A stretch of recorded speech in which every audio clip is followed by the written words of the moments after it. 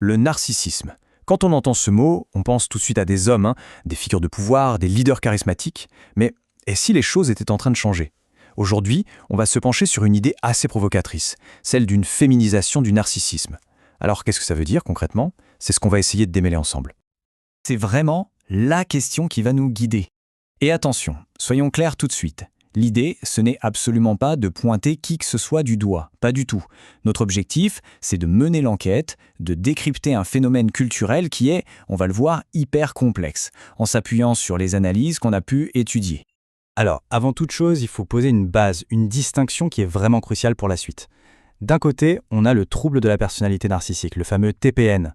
Ça, c'est clinique, c'est un diagnostic médical bien précis. Et de l'autre, on a ce qu'on appelle la narcissisation culturelle. Là, c'est une tendance beaucoup plus large, la diffusion de certains traits, de certains comportements narcissiques dans toute la société. Et c'est surtout de ça dont on va parler, même si bien sûr les deux sont liés. Ok, voilà le programme, notre parcours d'investigation. On va commencer avec un petit détour par l'histoire, pour ensuite plonger dans le grand bain de la compétition et du monde numérique. Après ça, on ira crever les racines psychologiques du trouble, puis on prendra de la hauteur pour regarder le système de la société dans son ensemble, avant de terminer sur une question de sens. Allez, on commence. Chapitre 1, la mutation du narcissisme et son contexte historique. Et là, il y a un truc fondamental à comprendre. À l'origine, le diagnostic du narcissisme, il a été pensé et construit autour de figures masculines. Pensez-y, le grand patron, le tyran, le séducteur, des archétypes d'hommes. La conséquence de ça, c'est que des formes de narcissisme peut-être plus spécifiquement féminines qui s'expriment différemment, par exemple dans le relationnel ou via l'apparence, sont tout simplement passées inaperçues pendant des décennies. On avance. Deuxième point, le creuset de la compétition.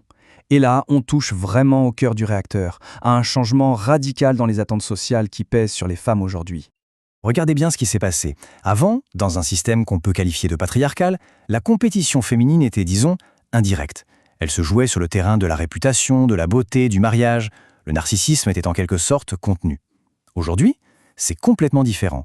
On parle d'une double contrainte narcissique, c'est-à-dire une injonction permanente à être à la fois hyper performante professionnellement et à rester esthétiquement au top. La pression psychique est juste énorme. Et comme si cette pression ne suffisait pas, un troisième élément vient jeter d'huile sur le feu, le miroir numérique. Franchement, aujourd'hui, c'est juste impossible de parler d'identité sans aborder l'impact de ce monde hyper visible. Cette phrase, tirée d'une des analyses, est « waouh », elle est puissante. Le corps devient une interface sociale. Pensez-y une seconde. Ça veut dire que notre corps n'est plus seulement un nous. Il devient un outil, une vitrine pour la performance sociale, une chose qui est constamment exposée et jugée par les autres. Mais concrètement, ça se traduit comment? D'abord, par la quantification du regard. Chaque like, chaque follower, c'est une note, une évaluation. Ensuite, il y a cette exposition publique permanente. On est tout le temps sur scène. Ça crée des hiérarchies de la beauté et de la réussite qui sont là, sous nos yeux, en permanence. Et le risque, bien sûr, c'est que l'identité finisse par fusionner complètement avec l'image qu'on projette en ligne. Et voilà le point clé. Tout ce contexte, cette pression, ce miroir numérique, ça ne fabrique pas forcément le narcissique classique, grandiose, sûr de lui. Non, ça cultiverait plutôt une autre forme, un narcissisme fragile, hyperdépendant, un narcissisme qui carbure à l'anxiété, qui a un besoin vital et constant de la validation des autres, et qui cherche désespérément à tout contrôler pour calmer cette angoisse. Ok, on a pas mal parlé de la culture, des tendances de fond, mais maintenant, il faut qu'on bascule sur autre chose. On va aller voir le noyau dur, le noyau pathologique, d'où vient le vrai trouble clinique. Sur ce point, les spécialistes sont assez d'accord. Le narcissisme pathologique, le vrai, prend racine dans l'enfance, dans un manque profond de sécurité affective. Le scénario est souvent le même, des parents instables, en conflit, et un enfant qui se retrouve, bien malgré lui, à jouer le rôle d'outil émotionnel. Il devient le confident, le médiateur, celui qui doit réparer les adultes.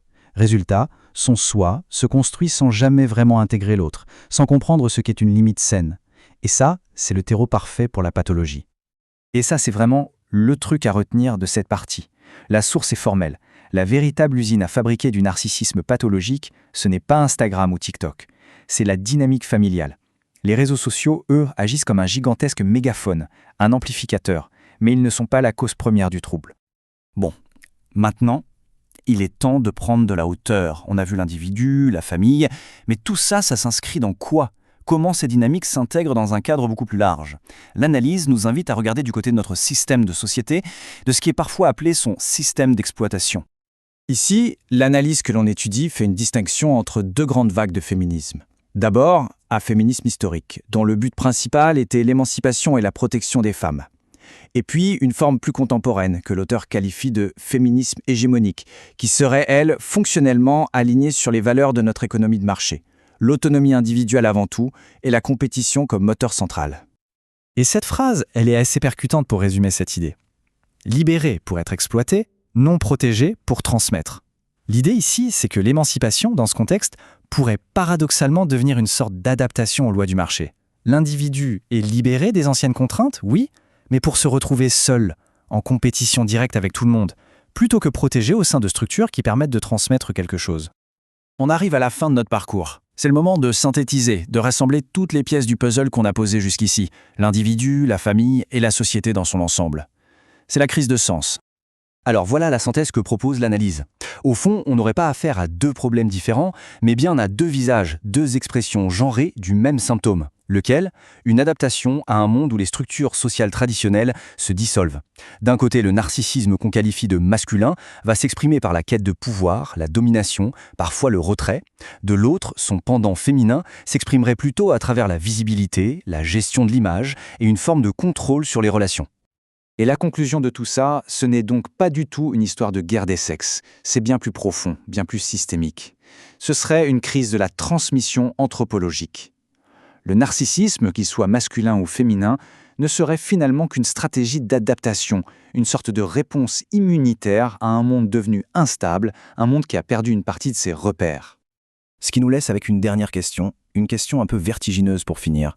Si on accepte l'idée que le narcissisme est une adaptation, alors la vraie question c'est, pour quel genre de monde sommes-nous en train d'être sélectionnés ?